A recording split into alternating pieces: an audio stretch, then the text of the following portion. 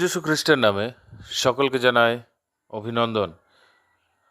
পবিত্র বাইবেলে আদি পুস্তক তার 1 অধ্যায় তার 4 পদে আমরা এরূপ দেখতে পাই, তখন ঈশ্বর দীপ্তি উত্তম দেখিলেন এবং ঈশ্বর অন্ধকার হইতে দীপ্তি পৃথক করিলেন। এখানে দুটি প্রশ্ন উদিত হয়। কি দেখে ঈশ্বর বললেন উত্তম? দীপ্তি। প্রভু আমাদের জীবন থেকে কাকে পৃথক করতে চান? অন্ধকার।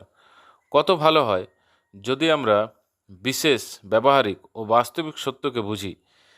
এই বিশেষ সত্য এই জন্য কারণ ঈশ্বর যিনি দীপ্তি তিনি দেখেন, ও তাই ঈশ্বর বলছেন এটি বাস্তবিক সত্য এই জন্য কারণ অন্ধকার ও দীপ্তির মেল কিভাবে হতে পারে।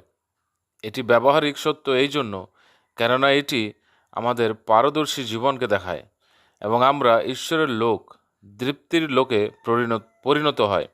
এই সমস্ত লোককে নতুন জীবনপ্রাপ্ত লোক বলা হয়। এটি কিভাবে হয়?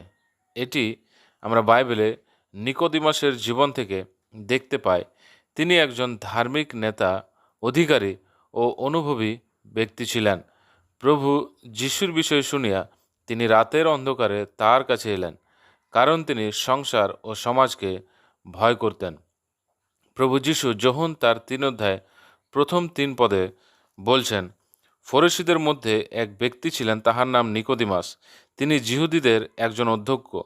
তিনি রাত্রিকালে যিশুর নিকটে আসিলেন এবং তাহাকে বলিলেন, রব্বি, আমরা জানি আপনি ঈশ্বরের নিকট হইতে আগত গুরু, কেননা আপনি এই যে সকল চিহ্নকার্য সাধন করিতেছেন, ঈশ্বর সহবর্তী না থাকিলে এই সকল কেহ করিতে পারে না। যিশু উত্তর করিয়া তাহাকে কহিলেন, সত্য সত্য আমি তোমাকে বলিতেছি, নতুন জন্ম না হইলে কেহ ঈশ্বরের রাজ্য দেখিতে পাইবে না। প্রিয় শ্রোতাগণ, তিনি আজও আমাদেরকে সেইটি বলছেন এবং তিনি আমাদেরকে নতুন জন্মের জন্য আহ্বান করছেন। তবেই আমরা এই বাস্তব সত্যকে আমাদের জীবনে দেখতে পাব, যা ঈশ্বরের মনে উত্তম ও আলাদা। তার অনুভব আপনিও করতে পারেন। তাতে আপনি নতুন জীবন, নতুন আনন্দ ও নতুন খুশিকে পেতে পারেন। প্রভু আপনাকে সাহায্য করুক।